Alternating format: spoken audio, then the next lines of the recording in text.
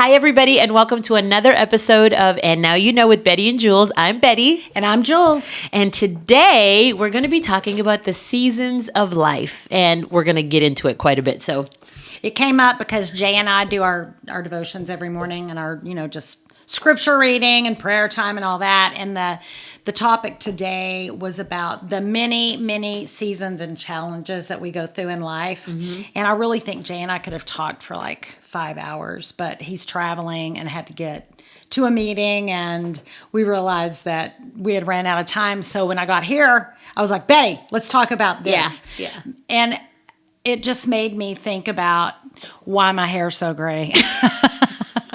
Okay. Before you even tell the rest of that, one of my favorite things that you always say is, what do you say about why you have gray hair? Or this, it's why you have this. Because I raised 3 boys, and most of the time I'm like, you did what? You did what?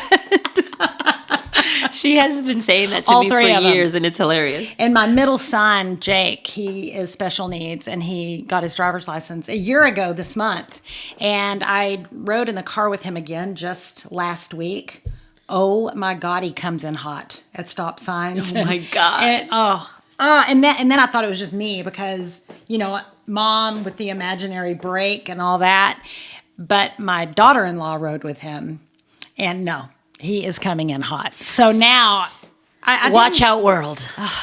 Yeah, I mean, he's a good driver. I'm so proud of him. Yeah. It gives him such a new level of independence. But that's a season that I went through in my life, and everybody kind of thought I was a little bit crazy. But well, and didn't he want it sooner than it actually did happen? I thought he did, but he said he wanted it, and so we have what's called a guardianship. And so in his guardianship paperwork, he wasn't eligible to get a driver's license or to vote. And he wanted to vote and get a driver's license. So I went through, and this, you have to remember, was during COVID, so very difficult to get court dates and times and all of that. It took about 1.5 years of multiple meetings, and I didn't want restrictions put on it, but I wanted to make sure that Jake understood the responsibility of driving, because it's a weapon and dangerous, and it's got to be taken seriously. And so in order for him to get his driver's license, I needed him to have to study, pass the tests like everyone else, and then he did go to a special driving school that a guy just amazing through one of the hospitals here that works with individuals with disabilities. And man, Jake aced it, and he got it.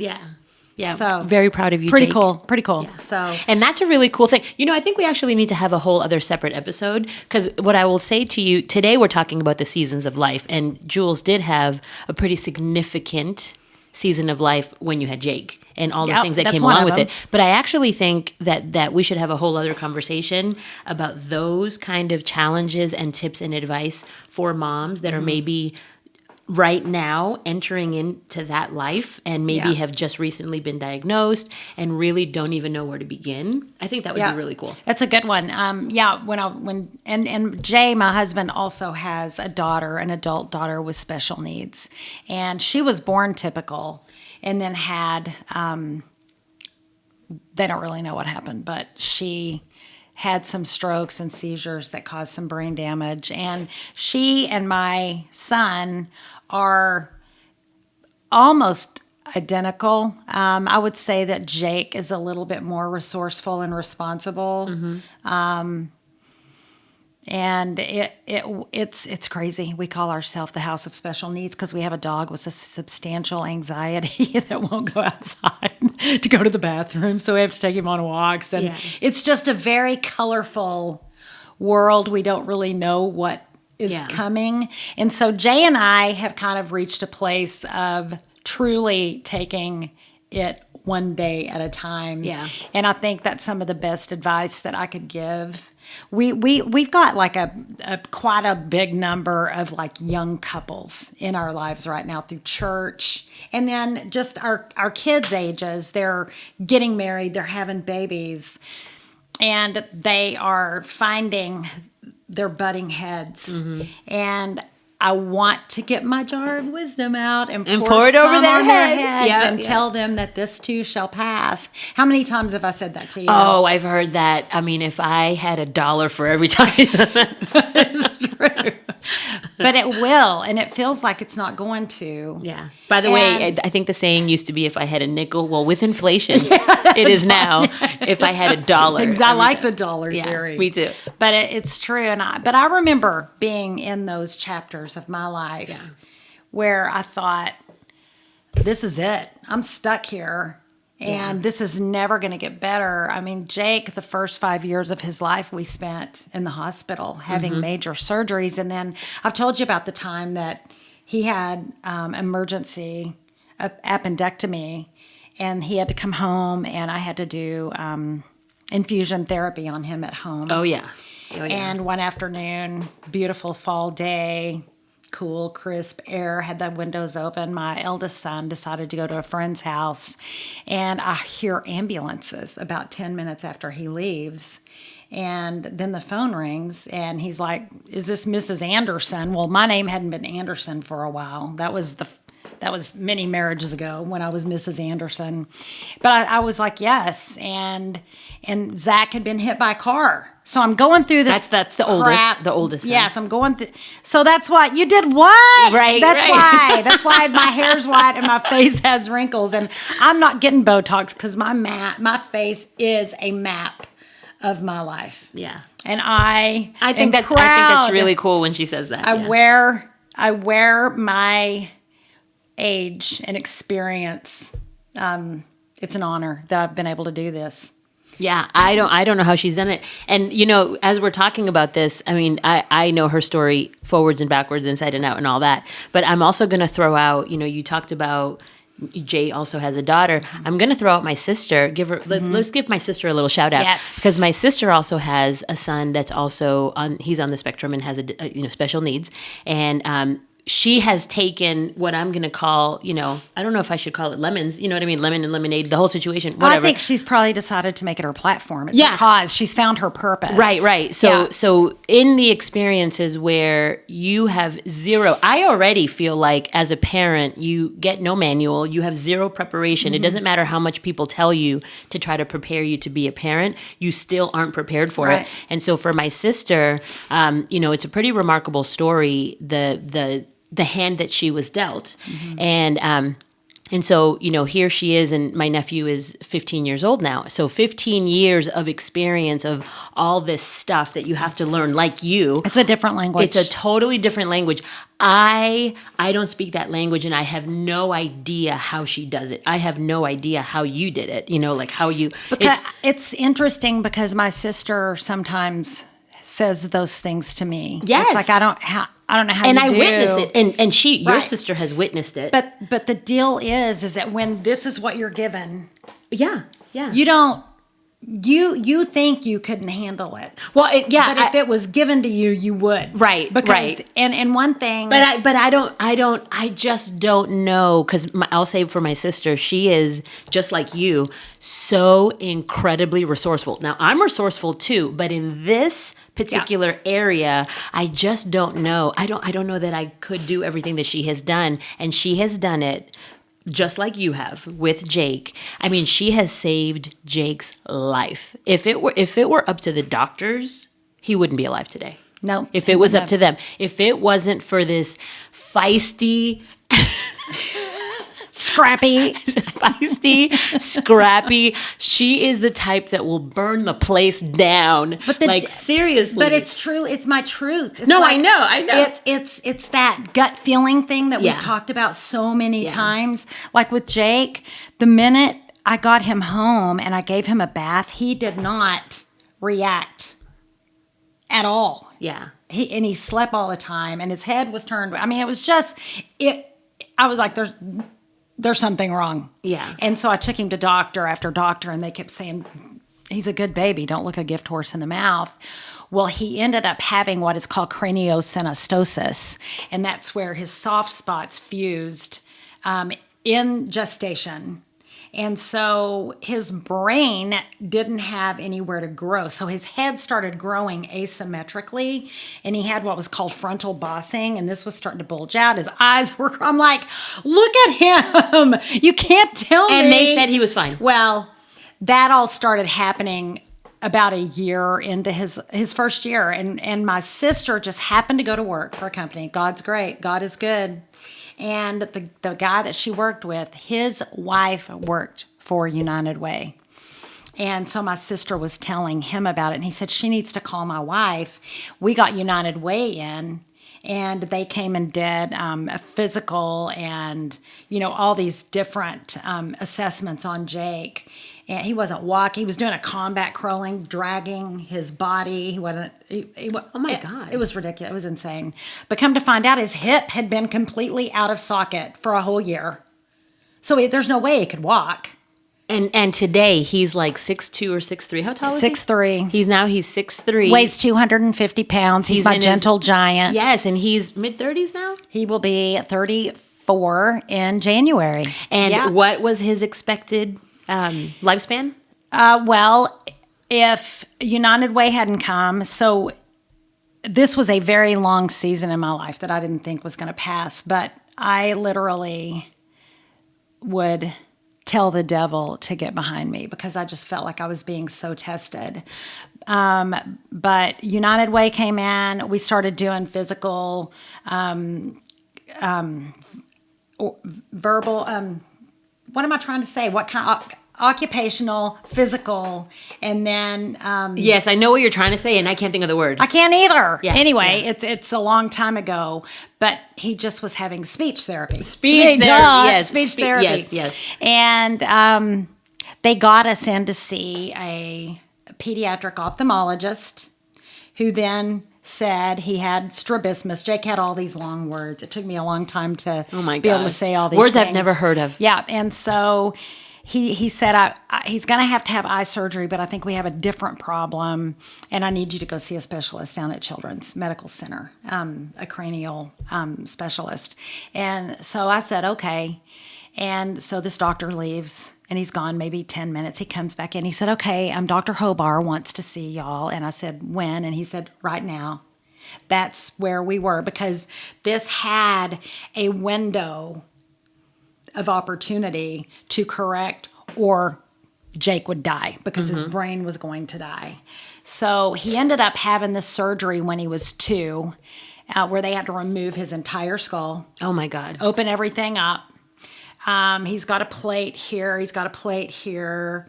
But they had to open it up to where his brain could grow. And I feel like I'm talking about somebody else when I tell this story, because he literally looked like he went through the windshield of a car. Yeah. The day after the surgery, his face was so swollen. See, I have to pause. This is what's so fascinating about her. So, we have spent a lot of the time on this podcast. By the way, this was supposed to be a separate episode, which it is now today's episode. We'll do a part 2 to the seasons, and then we'll just continue the conversation. This was a season of my life. This was a season of her life. Yeah, but this is not what we thought we were going to be talking about. Yeah. But the reason why I say this is the majority of the time here, we've talked about divorce, we've talked about dating, we've talked about self-discovery, healing, forgiveness. We've talked about all these things, but you would never know if you just saw her randomly on the street. You would never know these kinds of seasons of life that you have experienced that have been life-altering. They're huge. Huge. They've been huge. Yeah. And sometimes what you have to be careful about when you're going through a season like this is not to resent someone who is not going through that season. I know. Ooh, that's a good point. I believe with everything in me, I've just got goosebumps all over myself because, number one, I feel very special that God chose me for this stewardship of Jake's life. And in our church, he is my claim to fame. Everybody knows Jake. He is the gentle giant hugger. He goes and serves the homeless, and he has no fear, and he will hold them and pray with them about Jesus. And he makes sandwiches and takes them downtown to the homeless. Jake is the guy that everybody loves. And if you don't love Jake, I will kill you. No, I won't. I'm teasing. I'll have this look on my face like, what? Why? You'll make my wrinkles deeper. There is no way that you can't love Jake. That's absolutely. He's so special. I mean, he asked me one time if I remembered being in heaven before I came to earth. He was 5. I mean, weird story. And I was like, hey, no. I believe him. I know for a fact. Yeah. I mean, he was 5 years old and we're laying in bed. We've read our stories and we're praying. We've said our prayers, and he didn't like to, he's got low sensory, so he doesn't like to be touched lightly. So instead of that, he would play with my hair. I would turn over and he would play with my hair back here, which just would knock me out. But he was telling me, he asked me, he said, do you remember meeting Jesus before you came to earth? And I was like, no, I don't. I wish I did. That'd be cool. That'd be really cool. And I said, do you remember? And he said, I do remember. And I was like, tell me. I turned around and I'm looking at this little face and I'm like, tell me. And he said, we were walking and the grass was really cool on our feet and there was a river. And Jesus told me that it was my time. I'm getting a lump in my throat. Jesus told me it was my time to come to earth and that it was going to be hard. And that I needed to be really careful about who I picked out to be my mom. And he said, we walked and we looked, and he said, and then I saw you. And he said, what about her? And Jesus said that she's going to do good. She's going to do a good job for you. And so, I mean, I felt like I did. This is why she would kick anybody's ass that said anything about Jake. Well, there have been some people that obviously in Jake's life that have been mean to him. And I think there's a special place for them.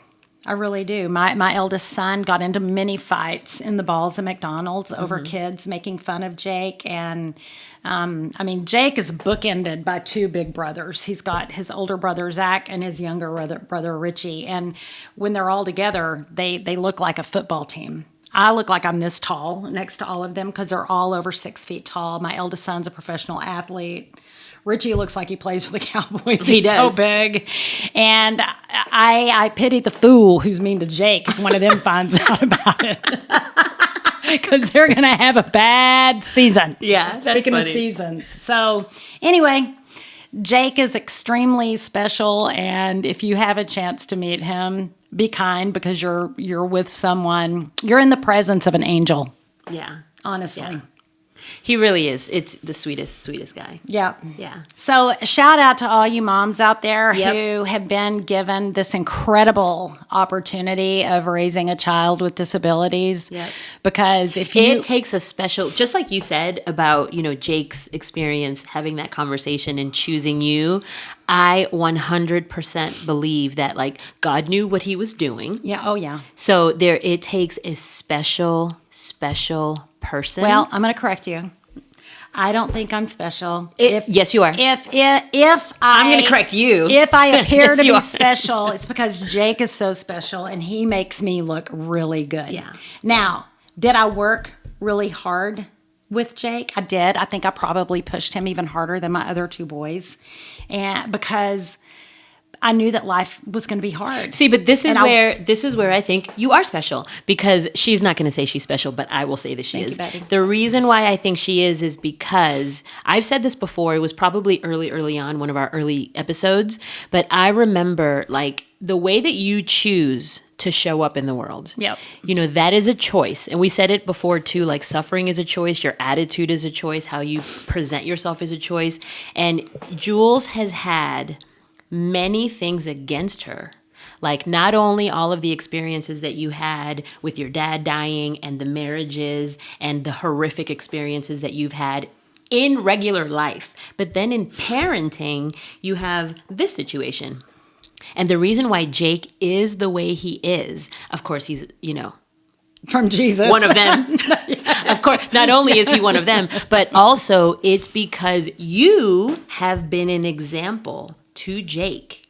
Even in the worst of it all, you still show up the way you do, which I think has made him even more of who he is, right? So the experiences of doctors wanting to really not even having the guidance or the ability to see through your eyes as a mom of what needed to be done and your fight for him and all of that. Other people may not have done that. Other parents may have 100% given the doctor the ability to make the final call. You didn't allow that to happen. No, and I think that is one thing that I want to say. There's a lot there. I want to say to a mom, all moms, if you've got a gut feeling about your kid, go with it, because totally agree. Moms are never wrong. And let me tell you, you can absolutely fire your doctor. I have fired so many doctors. One is coming to mind. The first ophthalmologist, pediatric, that we went to, wanted Jake to wear a patch over his eye because he said his muscle was just weak. We had to have the muscles removed and his eyes rotated and the muscles attached to keep his eyes straight. Have you ever tried to put a patch on a 1-year-old's eye and expect them to not rip it off? Well, not only that, that solution is basically a Band-Aid and doesn't fix the problem. No. Why would anybody... See, this is what... Now I'm going to get on a rant. Well, it's true. This deserves a rant. Yes, this is why I have such an issue, why I am constantly like, I want to understand why, and I want to know the story behind it. Like, I'm not okay with just a surface answer. No, me neither. I want to know why. And when you give me the answer, then I'm going to ask you another question, and then I'm going to ask you another question, and another question behind that. Because I think it's really important, especially if your gut is telling you, nope, that's not the right answer. Yeah. You keep going and get the information that you need, and if they won't give you the answer, you find somebody else who will. It's just like in relationships. Absolutely. If you're in a crappy relationship, get out, don't settle, don't wait, go find him. Yep. And it's the same. It. And it's the same for your kids. It is. Like if you are not getting the service, the treatment, the training, the education, whatever it is that you're not getting, whether it's for your kid or for yourself, really, right. Whatever it is, like, I'm just not the type of person that settles. I'm not either. I'm not going to settle. I don't want mediocre. I don't want, well, that's good enough. I don't want to sit around and just let myself be like, what is that saying that you say, drugged by your nose? Is that what you say? Dragging somebody along. She says these funny expressions of like, dragging somebody around by their nose. Yeah, I'm not going to. Yeah, no, absolutely I'm not going to drag you or chase you. Exactly. If you are stupid and you can't open up your eyes and see what is going on around you, you'll get it eventually, because that's just the way that life works. If you keep not drinking the water, and listening to the God-given gift of your intuition, the Holy Spirit is what just open up your ears and your soul and listen. To your gut. Listen, because you will really save yourself from making a lot of mistakes. Yeah, you will. I did not listen to my gut on a lot of things early on, and I made most of my mistakes in my 20s, which I think is Fool's Hill. That's a time of learning. That's another one, Fool's Hill. And my grandma said from like 15 until about 28, we were all on Fool's Hill. We just do stupid stuff in our 20s. Yeah. We just do. We did. I did. Oh, for my damn God. sure. Well, I did a lot of stupid stuff in my 20s, and I think back and I'm like, what was I thinking? I got divorced, married, and divorced in 1 year in my 20s. Yeah. That was humiliating. Yeah. But not humiliating enough to do it 2 more times. Prefrontal cortex, not there yet. Don't marry somebody after 3 months. Yeah. Don't marry somebody right after you get a divorce. Give yourself at least a year before you even start dating. I agree. I did that. Yeah. I totally agree. Gosh, there's just so many. And actually, depending on how long your marriage was or depending on your age or whatever, I actually don't even think 1 year is enough. Don't they say a month for every year that you were with someone? I've heard a month. I've also heard 3 months. I've also heard 2 weeks for every year. I think it really just depends on if you can get to a place of being comfortable by yourself and being very selfish and guarded with that time. That's when you know you're ready to date. Yes, because we've said this before. Yeah. Oh my gosh, this episode is jam-packed with all this. I don't know what we're doing. But this is going to be, we need to call it the goulash episode. The kitchen sink. Throw in the kitchen sink. I forgot what I was about to say. Where were we? Sorry. I don't know. I don't know. We were talking about. You don't even know where we were. She doesn't know where we were. Okay. I'm gonna circle back really quick. I'm gonna circle back really quick to a thought that I didn't complete. And this is when I was talking about my sister. Okay, I'm gonna circle back real quick. What I wanted to say about my sister when I said I wanted to give her a shout out was similar to Julz. You know, the season that you have gone through, you have a choice of, do you learn from it and empower yourself and empower others, or do you just sit and cry about it, right? Yeah. So in this particular case, the reason why I wanted to give a shout out, and we are going to include the link in the description box below, my sister has taken all of these years of experience. My nephew, her son, is now 15, and she has written a children's book, and she is creating a school that will empower these kids as they're becoming, going through the years and now teenagers. So I'll include the link to the website and to the book for y'all to learn more about it. But why I'm so proud of her is that I think about, you get no preparation. No. You have absolutely no idea what is going to be, what you're going to be hit with.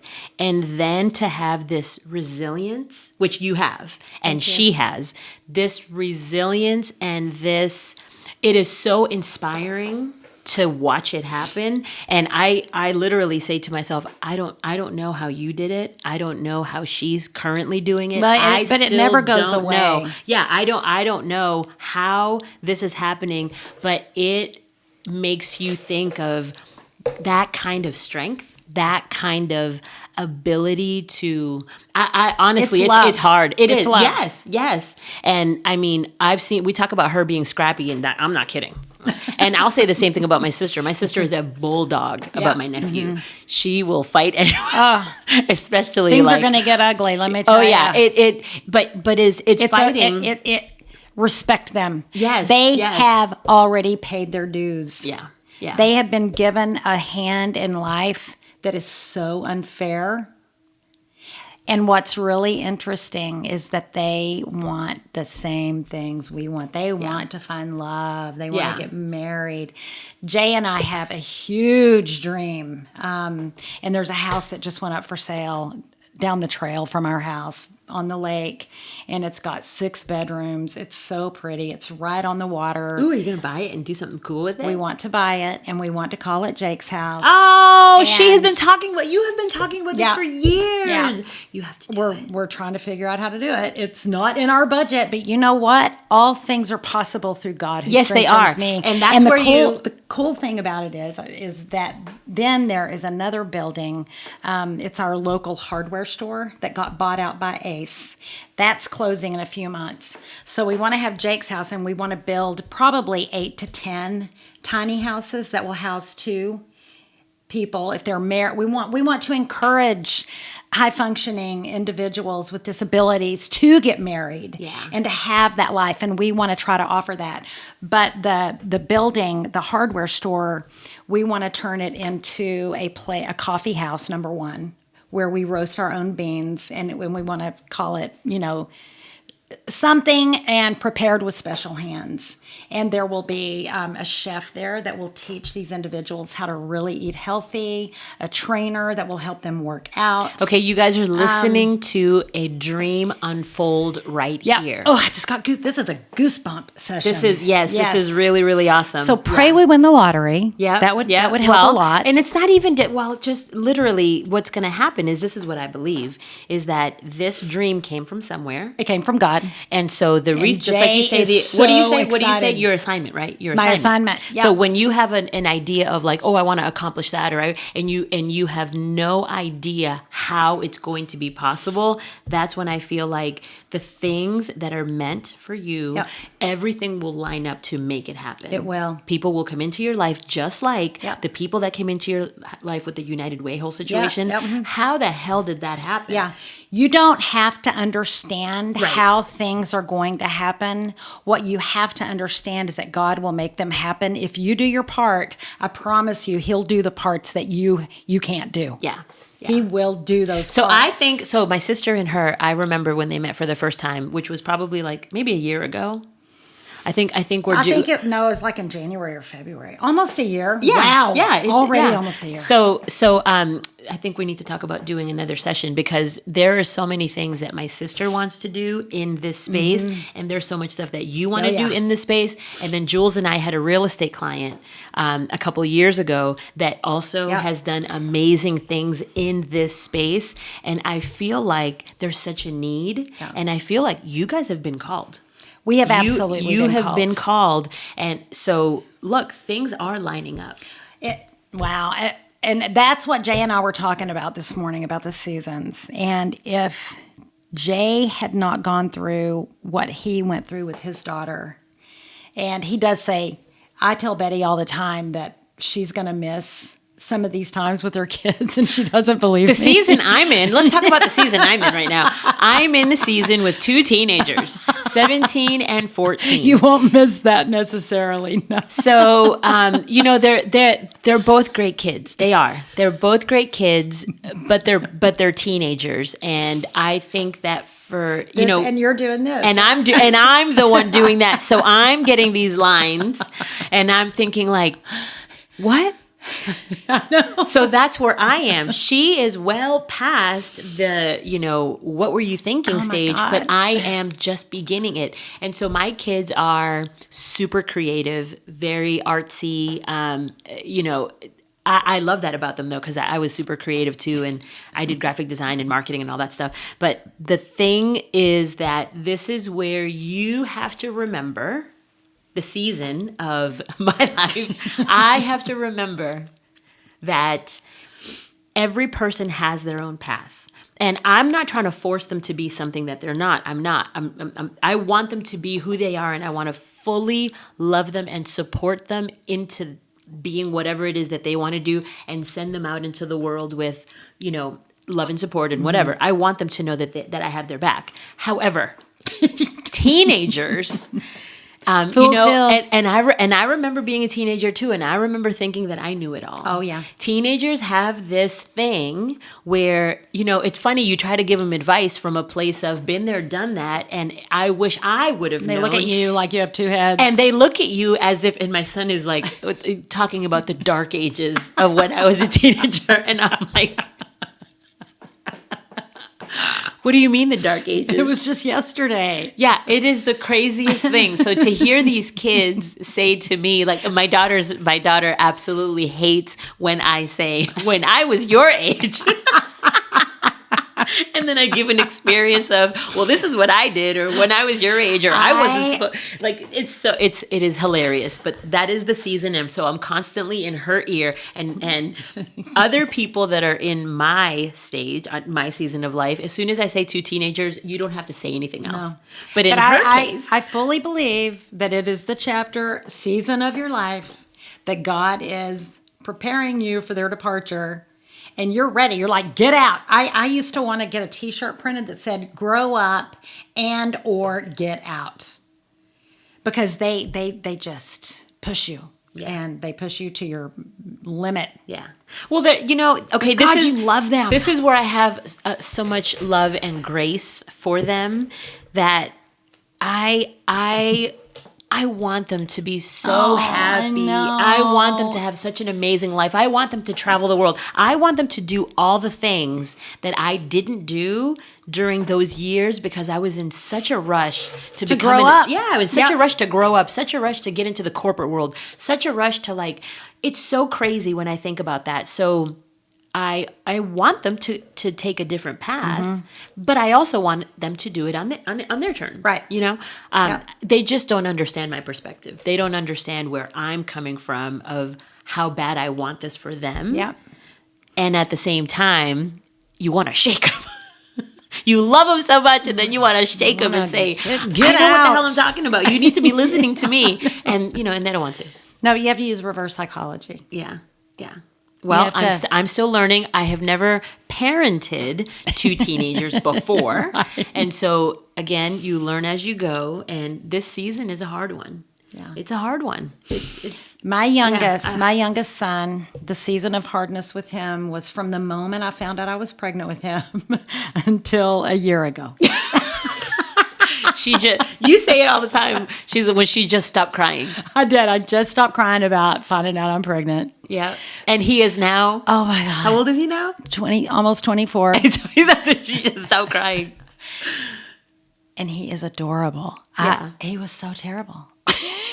If I'd had him first, I would not have had any more. Yeah. Yeah.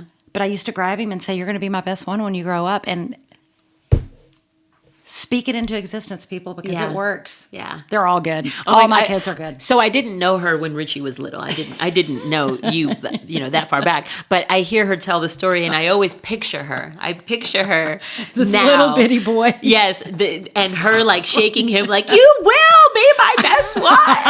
I could hear that. Stop. And he's also taught me lots of lessons. Yeah. Lots in a totally lots different of way. Lessons. Yeah. And he's the one who put the final highlights in my hair, for sure. Is that what we're calling them now? I honestly thought that I was either going to get a call that he was dead or in jail. Yeah. Praise the Lord that prayer works also. So manifestation, speaking things into existence, and falling on your knees and begging God to protect your children. I'll tell you what I've learned about Julz about parenting through her experience as a parent is the most important thing. I think the most important thing to offer your children is to let them know how much you love them and that there's nothing that they could ever possibly do to make you not love them. Nope. You will love them forever, and just remind them that you're always there. And then you kind of have to let go, surrender. Then you have to surrender and give them the opportunity to walk their path. Yeah. As long as you continuously remind them how much you love them and that you're always there for them. Don't love your behavior. Yes, exactly. Don't love the behavior, but love the child. I have no choice. Yeah. I mean, I just sometimes don't even understand why I can say that I love them when they do certain things. I'm like, one time Richie asked me, "Do you love me?" And I'm like, "Are you lovable?" I remember that. Are you being lovable? And he was like, "Well, that's not what I ask you, Mom." And I said, "Yes, I love you, but I hate your behavior. Yeah. It's insane. Yeah. Why are you doing this? Get a grip, kid." Yeah. I will tell you. So I will say that my childhood was not filled with a lot of affection. And mine was. And yours was. So I would say that from what I have seen from the outside, from your mother to you and from you to your kids, was that there was always so much love present. Yep. Even in the chaos. Yep. There was still so much love present. And for me, I wasn't rooted in that. And so I didn't hear those words. Yep. I didn't have the affection or the attention, from it. That just wasn't a thing when I was growing up. That makes me so sad. I know. And so for me, so now I'm overboard with my kids. Yeah. My son, so my son and I, we do the 20-second hug. Oh yeah, I believe it. And it changes. It does. But I learned it. I learned it from her and Jay. Yeah. So I give my son. Jay's given you a 20-second hug before. Yes. And here's the funny part. The funny part of a 20-second hug is that, when I count super slow. And so my son counts faster and he goes, "You count way too slow." He does. "You count way too slow." But I want him to remember those moments. And like biologically, they do say. Oh, it does. Is it biologically or biochemically? Whatever the word is. I don't think it's not biological. Wrong word. It absolutely decompresses. Does. Yes. And then when you are able to, your breathing pattern and your heartbeat and all of that, it really does do something to you. It like calms you down and it helps you to connect even more in a different way, like in a deeper way. That's true. Yep. That's actually a real thing. Is. So that's what I love to do that. And my daughter, if she'll let me hug her for more than 10 seconds, but I tried to do that. I tried to just like, sometimes they don't want hugs. Sometimes they're like, "I don't feel like it right now." And whenever you can, just jump on them. Yeah. Whenever you can, just tell them you love them. Text them that you love them. Hug them whenever whatever Jay's situation. Jay's the one who really taught me that, because Richie would just have these moments of rage, and Jay would just grab him and sometimes have to wrestle him down to the ground. And it was a bear hug. And I'd be just looking at these two big guys in this bear hug. And I was like, what are you doing? Jay was like, I'm just letting this drain out of him. Yeah. I'm just. And it worked. And it worked. Yeah. Thank God for Jay Carradine. Yep. He is a miracle worker. I told him just this morning that he is perfection and he's amazing. And it's hard to hear somebody say, like what you were saying about me earlier, because I know all the stuff that I did wrong in my life. And so for you to think I'm amazing is like, it's almost like. It's crazy to me when she says that. It's like she doesn't know it herself, you know?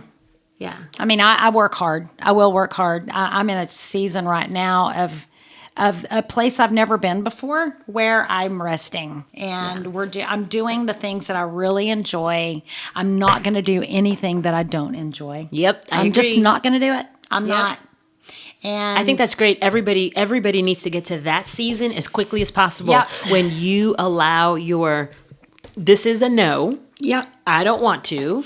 It doesn't feel aligned for me. I want my peace, and no, thank you. I don't want to. And be okay with it. And we're not telling you to be irresponsible. Right. We've got to make money, but go make money doing something that you enjoy doing. Yeah. Don't spend a moment of your life with people that suck your creamy goodness out of you. Yep. And there are a lot of emotional vampires out there. Yep. So be on the lookout for those. Yes, I think we're going to wrap this episode. I don't know if we should call this part 1 to seasons because it really is a big season of your life. Well, that's all life is seasons. That's true. So this one, let's just a little recap on this one before we get to the next one. Yeah. So this one, we really just kind of ventured into motherhood, parenthood, the experiences that come your way that are so unexpected, whether or not it's, just regular kids or kids with special needs. That is a huge season of life. And it doesn't end at 18.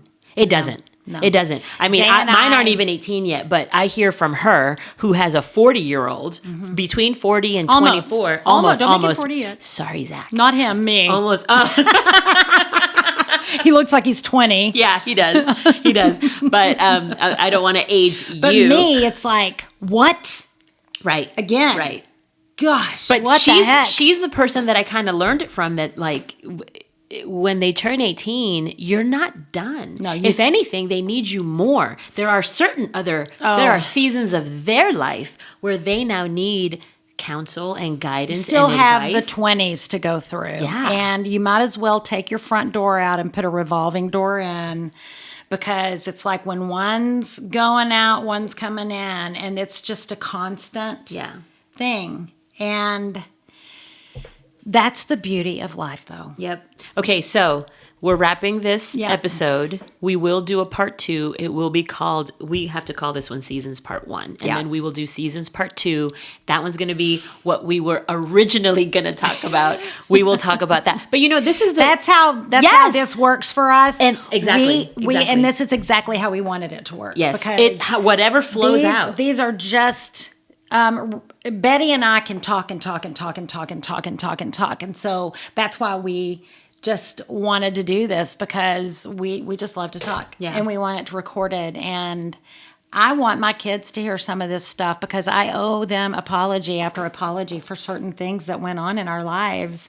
And I need for them to know how much I love them. They do. They know how much I love them. But I want them to know that I know. That's what I want. I think the cool part for both of us, we talk about doing this podcast to help people, inspire people, empower people, all those things. As we talk about these things, not only will our kids hear this, we want them to, but at the same time, I've heard myself say so many things, and it has been so healing for me. I know. And I didn't know that was going to happen. Yeah. I thought that this was going to be a platform to help others. And as we have all these different topics, it's like, man, that was an interesting experience. And I didn't expect to go through that. But how I feel today, I just have so much gratitude.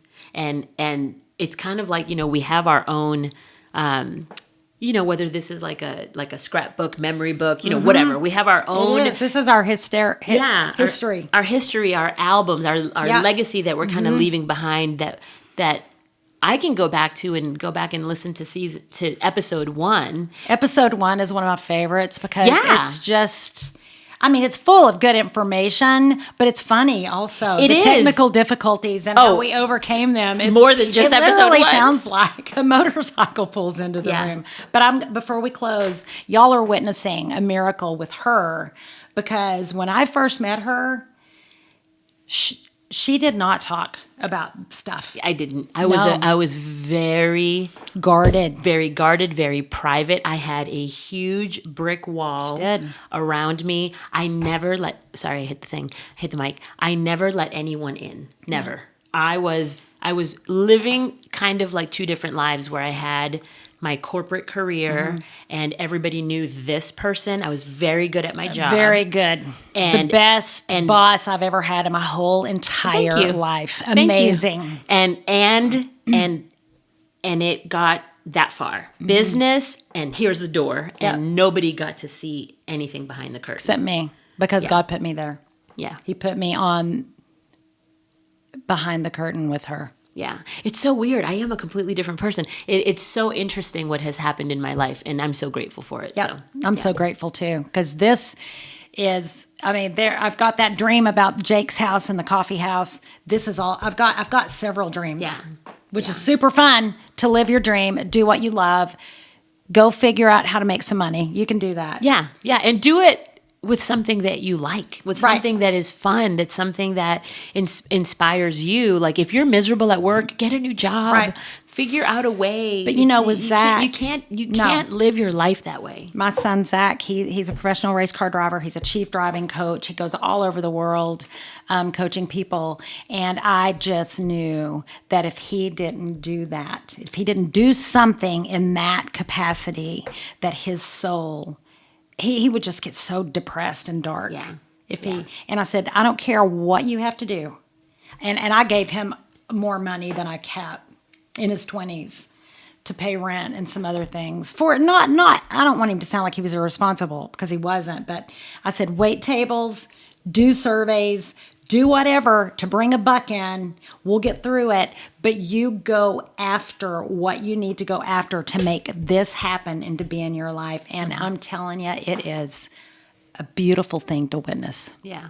So I'm telling y'all to go do that. And this is it for me. Like as far as, being on camera, sharing the stories, I always saw myself wanting to like inspire people and empower people and help them become better versions of them. And I thought that I was supposed to do it on the corporate side. Right. I thought that I was on the sales side. I had a sales team and I was a business, like a professional coach for sales and marketing professionals. And so I felt like that is what I was supposed to do, right? To help people. But there's a whole new world that has opened up since we've started this. Yeah. And, sharing the personal and all of the experiences and all of that. We just want to change some lives. We just want, we don't just want anybody make a to feel. positive impact on the world. Yeah, I just don't want people to be out there feeling alone and like they're the only ones going through it. So, we're going to wrap this episode. I think we're way over time. Yeah, we are. But anyway, thank you for watching this episode. If you have any comments or feedback or any topics that you want us to talk about, you can put it in the description box below. Be sure to subscribe while you're here. And tell everybody about it. Tell everybody about it. And thank you if you've already subscribed. Yes. All those things. And make sure that you watch part 2 to this because we're just going to continue. Yeah. Literally, we're going to just create right here. Yeah. As we sit right here, we're just going to go ahead and record part 2 as a separate episode. Yep. I also want to just remind everybody, I mentioned it earlier in the episode, check out in the description box below, I will add the link to my sister's website and to so that you can learn more about the book. And her book, Yes, learn about the book, get the book, and then also learn about the school that she is creating to make a positive impact on the world as well. Yay! Okay, everybody, thank you for watching. We'll see you in just a few minutes. Yes. Bye. On the next one. Bye.